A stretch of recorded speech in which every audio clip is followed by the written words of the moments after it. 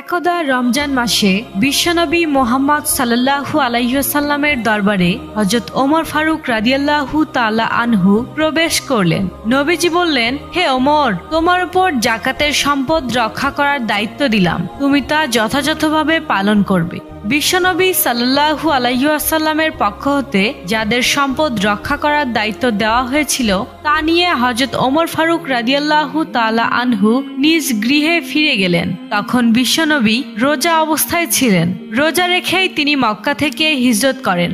এক সময় এক গভীর জঙ্গলের মাঝপথে এসে উপস্থিত হলেন।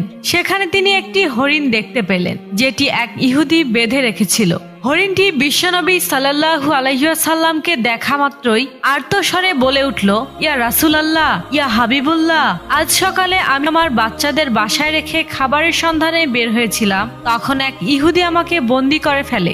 সকাল থেকেই সে আমাকে আটকে রেখেছে। হে আল্লাহর নবী, আমার দুধের বাচ্চারা ক্ষুধার্ত, আমি তাদেরকে সকাল থেকে দুধ খাওয়াতে পারি না। হয়তো তারা এখন অনেক অস্থির হয়ে পড়েছে, তাদের গলা দুধ না পাওয়ার কারণে শুকিয়ে গেছে। হে আল্লাহর নবী, আমি শেষবারের মতো আমার বাচ্চাদের সঙ্গে একবার দেখা করতে চাই, দয়া করে আপনি আমার জন্য কোনো ব্যবস্থা করে দিন। হরিণের এই আকুলতা শুনে দয়াল নবী হযরত মুহাম্মদ সাল্লাল্লাহু আলাইহি ওয়াসাল্লামের অন্তর কেঁদে উঠল। তিনি ইহুদিকে বললেন, হে ইহুদি, তুমি কেন এই হরিণটিকে আটকে রেখেছো?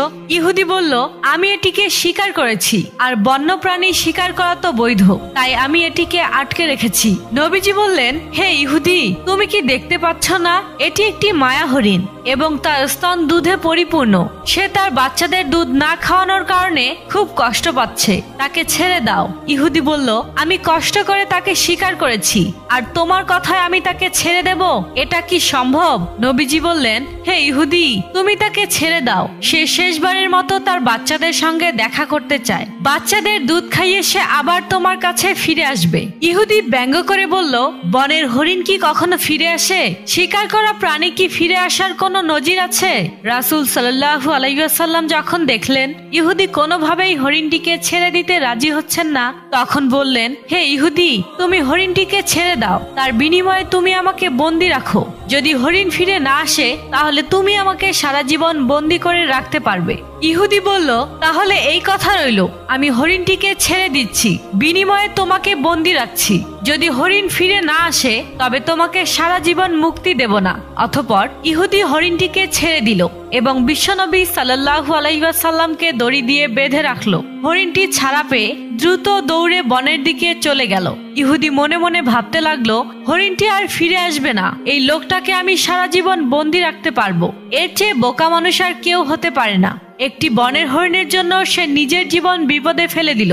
অন্যদিকে হরিণটি দৌড়ে দৌড়ে তার বাচ্চাদের কাছে এসে পৌঁছালো। তখন বাচ্চারা জিজ্ঞাসা করলো, আম্মা জান, আপনি সকাল থেকে কোথায় ছিলেন? আমরা আপনার জন্য অপেক্ষা করতে করতে ক্লান্ত হয়ে পড়েছি।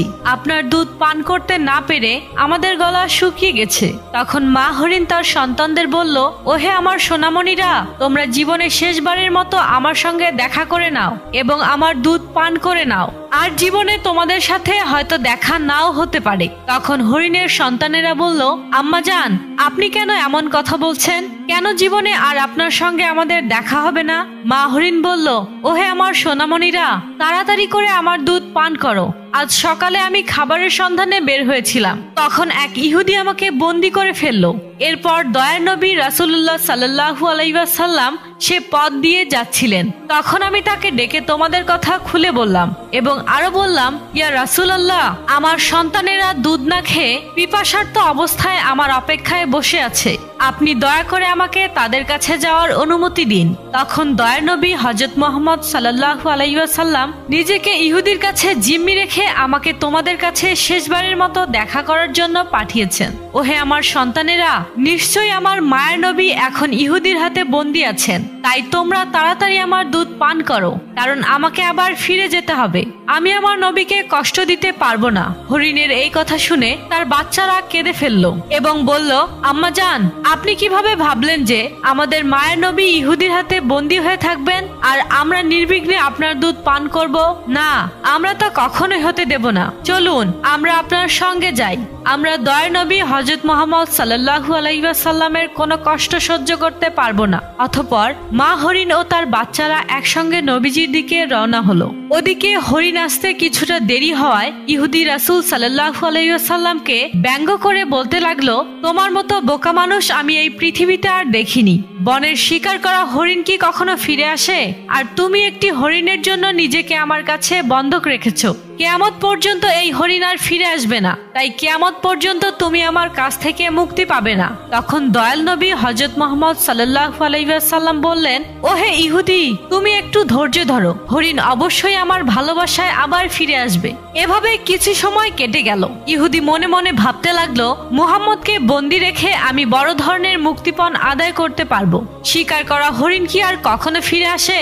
এই লোকের মতো বোকা আর কেউ নেই। কিছুক্ষণ পর ইহুদি হতবাক হয়ে দেখলো, শুধু হরিণই নয়, তার বাচ্চারাও একসঙ্গে ফিরে এসেছে। এই দৃশ্য দেখে ইহুদি বিস্মিত হয়ে গেল। তখন রাসূল সাল্লাল্লাহু আলাইহি ওয়াসাল্লাম হরিণকে জিজ্ঞাসা করলেন, ওহে হরিণ, তুমি কেন তোমার সন্তানদের সঙ্গে নিয়ে এসেছো? কথা ছিল তুমি একাই ফিরে আসবে। মা হরিণ বিনীতভাবে বলল, ইয়া রাসূলুল্লাহ, আমি যখন আমার সন্তানদের কাছে ফিরে গিয়ে বললাম আমার নবী হযরত মুহাম্মদ সাল্লাল্লাহু আলাইহি ওয়াসাল্লাম নিজেকে জিম্মি রেখে আমাকে তোমাদের কাছে জীবনের শেষবারের মতো দেখা করার ও দুধ পান করানোর অনুমতি দিয়েছেন, তখন তারা কেঁদে ফেলে এবং বলল, আম্মা জান, আপনি কিভাবে ভাবলেন যে আমরা আমাদের মায়ের নবীকে বন্দি রেখে আপনার দুধ পান করব? তাই তারা আমার সঙ্গে চলে এসেছে। হে আল্লাহর নবী, আপনাকে কষ্ট দেওয়ার জন্য দয়া করে আমাদের ক্ষমা করে দিন। অতঃপর বিশ্বনবী সাল্লাল্লাহু আলাইহি ওয়াসাল্লাম ইহুদির দিকে তাকিয়ে বললেন, ওহে ইহুদি, এই দেখো তোমার শিকার করা হরিণ ফিরে এসেছে। শুধু সে একা নয়, তার সমস্ত সন্তানও ফিরে এসেছে। এখন তুমি যা ইচ্ছা তা করতে পারো। রাসূলুল্লাহ সাল্লাল্লাহু আলাইহি ওয়াসাল্লাম ইহুদিকে উদ্দেশ্য করে বললেন, আর তুমি একথা মনে রেখো, আমি কোনো সাধারণ মানুষ নই। আমি শুধু মানুষের জন্য পথ প্রদর্শক। আমি বন জঙ্গলের পশু পাখি এবং সমগ্র জাহানের নবী। এই কথা বলে দয়ার নবী রাসূল সাল্লাল্লাহু আলাইহি ওয়াসাল্লাম চলে যেতে লাগলেন। তখনই সেই ইহুদি আকুল হয়ে ডাক দিয়ে বলল, ইয়া রাসূলুল্লাহ, ইয়া হাবিবুল্লাহ, বনের হরিণ যে আপনার কথার সত্যতা প্রমাণ করে ফিরে এসেছে, আমি বুঝতে পেরেছি যে আপনি আল্লাহর নবী ছাড়া আর কেউ নন। হে আল্লাহর রাসূল, আমাকে আপনার হাতে হাত রেখে কালিমা পাঠ করিয়ে মুসলমান করে দিন। এই হরিণ আমার আর কোনো কাজে লাগবে না, বরং আমি চাই আমি আপনার গোলামিতে থেকে ইসলামের পথে চলি। অতঃপর সেই ইহুদি রাসূলুল্লাহ সাল্লাল্লাহু আলাইহি ওয়াসাল্লামের হাতে হাত রেখে ঈমান গ্রহণ করলো এবং মুসলমান হয়ে গেল। সুবহানাল্লাহ। আরেক দিনের ঘটনা, যখন হযরত মুহাম্মদ সাল্লাল্লাহু আলাইহি ওয়াসাল্লাম মদিনায় হিজরত করেন, তখন অনেক বিস্ময়কর ঘটনা ঘটে। হিজরতের সময় নবী করিম সাল্লাল্লাহু আলাইহি ওয়াসাল্লাম ও হযরত আবু বকর সিদ্দিক রাদিয়াল্লাহু তাআলা আনহু গার সাওর নামক গুহায় আশ্রয় নেন। তখন মক্কার কুরাইশরা নবীজিকে হত্যার উদ্দেশ্যে খুঁজতে খুঁজতে গুহার খুব কাছাকাছি চলে আসে। হযরত আবু বকর সিদ্দিক রাদিয়াল্লাহু তাআলা আনহু আতঙ্কিত হয়ে বললেন, হে আল্লাহর রাসূল, যদি তারা আমাদের দেখতে পায় তবে আমাদের আর রক্ষা নেই। তখন দয়ার নবী সান্ত্বনা দিয়ে বললেন, হে আবু বকর, আমরা এখানে দুজন নই, আমাদের সঙ্গে রয়েছেন মহান আল্লাহ তাআলা। আল্লাহ পাকের কুদরতে তখন একটি মাকড়সা এসে গুহার মুখে জাল বিস্তার করলো। পাশাপাশি একটি কবুতর এসে সেখানে বাসা বাঁধলো ও ডিম পারলো। কুরাইশরা গুহার কাছে এসে বলল, যদি কেউ এই গুহার ভেতরে প্রবেশ করত তবে এখানে মাকড়সার জাল থাকতো না, পাখির বাসা ও ডিম থাকতো না। তারা ধারণা করলো গুহায় কেউ প্রবেশ করেনি এবং তারা ফিরে গেল। এইভাবে আল্লাহ তার প্রিয় নবীকে রক্ষা করলেন। গুহায় 3 দিন অবস্থান করার পর রাসূলুল্লাহ সাল্লাল্লাহু আলাইহি ওয়াসাল্লাম ও হযরত আবু বকর সিদ্দিক রাদিয়াল্লাহু তাআলা আনহু মদিনার পথে রওনা হলেন। কিছু দূর যাওয়ার পর তারা একটি তাঁবু দেখতে পেলেন। সেই তাঁবুর বাইরে এক মহিলা বসেছিলেন। তার নাম ছিল উম্মে মাবাদ রাদিয়াল্লাহু তাআলা আনহা। তিনি তখনও ইসলাম গ্রহণ করেননি, তবে ছিলেন সৎ ও অতিথি পরায়ণ। রাসূলুল্লাহ সাল্লাল্লাহু আলাইহি ওয়াসাল্লাম তাকে জিজ্ঞাসা করলেন, আপনার কাছে কিছু খাওয়ার মতো আছে কি?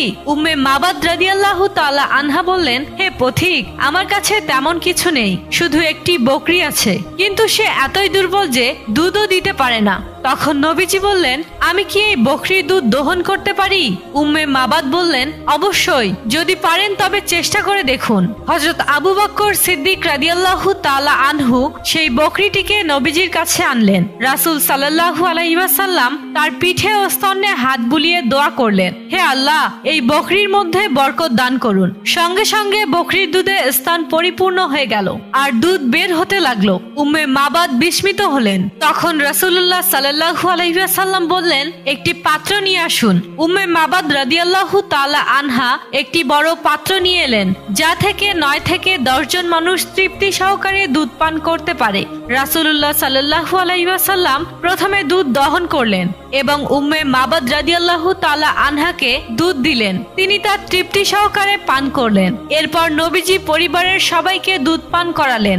সবশেষে তিনি নিজেও পান করলেন। তারপর রাসূলুল্লাহ সাল্লাল্লাহু আলাইহি ওয়াসাল্লাম আবার বকরির স্তনে হাত বুলিয়ে দোয়া করলেন এবং উম্মে মাবাদকে সেই বকরিটি দিয়ে দিলেন। অতঃপর তিনি সেখান থেকে রওনা হলেন। সন্ধ্যায় উম্মে মাবাদের স্বামী তামিম ইবনে আব্দুল উজ্জা রাদিয়াল্লাহু তাআলা আনহু বাড়িতে ফিরলেন। তিনি তার বকরিগুলোকে চড়িয়ে ফিরছিলেন। তিনি ঘরে এত দুধ দেখে অবাক হয়ে বললেন, এত দুধ কোথায় পেলে?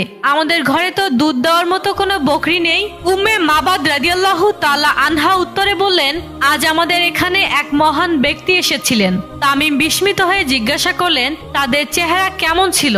উম্মে মাবাদ বর্ণনা দিতে শুরু করলেন, তাদের মুখ ছিল উজ্জ্বল, চোখ ছিল দীপ্তিময় ও দীর্ঘ, তাদের কণ্ঠস্বর ছিল নরম ও কোমল, তারা ছিলেন মধ্যম উচ্চতার, না খুব লম্বা না খুব খাটো। তাদের কথা এতই মধুর ছিল যে শুধু শুনতে ইচ্ছা করত। তাদের দাড়ি ছিল ঘন কালো। তাদের দিকে একবার তাকালে দৃষ্টি ফেরাতে মন চাইতো না। দূর থেকে দেখতেও সুন্দর লাগতো, আর কাছে গেলে আরো বেশি সুন্দর মনে হতো। তামিম এই বর্ণনা শুনে বললেন, মহান আল্লাহর কসম, তুমি যে বর্ণনা দিচ্ছ তা সেই ব্যক্তির সাথে মিলে যায় যিনি নিজেকে আল্লাহর নবী বলে দাবি করেন। যদি আমি তখন এখানে থাকতাম তবে অবশ্যই তাকে অনুসরণ করতাম। আরেক দিনের ঘটনা, একবার রাসূলুল্লাহ সাল্লাল্লাহু আলাইহি ওয়াসাল্লাম হযরত উসামা বিন যায়েদ রাদিয়াল্লাহু তাআলা আনহুকে সঙ্গে নিয়ে কোথাও সফরে যাচ্ছিলেন। রাসূলুল্লাহ সাল্লাল্লাহু আলাইহি ওয়াসাল্লাম বললেন, হে উসামা, আমাদের বিশ্রামের জন্য কোনো জায়গা খুঁজে দেখো। উসামা রাদিয়াল্লাহু তাআলা আনহু খোঁজাখুঁজি করলেন, কিন্তু ধুধু মরুভূমিতে আশ্রয়ের মতো কিছু পেলেন না। তিনি ফিরে এসে বললেন, হে আল্লাহর রাসূল, এখানে আরামের জন্য কোনো উপযুক্ত জায়গা নেই। তখন নবীজি বললেন, দেখো আশেপাশে কোনো বৃক্ষ বা পাথর আছে কিনা। উসামা রাদিয়াল্লাহু তাআলা আনহু বললেন, হ্যাঁ, কিছু বৃক্ষ পাথর আছে। রাসূলুল্লাহ সাল্লাল্লাহু আলাইহি ওয়াসাল্লাম বললেন, তবে তুমি গাছ ও পাথরগুলোর কাছে গিয়ে বলো, আল্লাহর নবী তোমাদের নির্দেশ দিচ্ছেন তোমরা একত্রিত হয়ে একটি বিশ্রামের স্থান তৈরি করো। উসামা রাদিয়াল্লাহু তাআলা আনহু নবীজির নির্দেশ অনুসারে গাছ ও পাথরগুলোর কাছে গিয়ে বললেন, হে বনের গাছ, আল্লাহর নবী তোমাদেরকে নির্দেশ দিয়েছেন তোমরা একত্র হয়ে তাকে ছায়া দাও। অলৌকিকভাবে গাছ ও পাথরগুলো একত্রিত হয়ে ছায়া তৈরি করলো। রাসূলুল্লাহ সাল্লাল্লাহু আলাইহি ওয়াসাল্লাম সেই গাছের আড়ালে গিয়ে বিশ্রাম নিলেন। বিশ্রাম শেষে তিনি উসামাকে বললেন, এখন তুমি গাছগুলোর কাছে গিয়ে বলো, আল্লাহর নবী তোমাদের নির্দেশ দিচ্ছেন তোমরা আবার নিজ নিজ স্থানে ফিরে যাও। উসামা রাদিয়াল্লাহু তাআলা আনহু গাছগুলোর কাছে গিয়ে নবীজির নির্দেশ দিলেন। সঙ্গে সঙ্গে গাছগুলো যেখান থেকে এসেছিল সেখানেই ফিরে গেল। সুবহানাল্লাহ।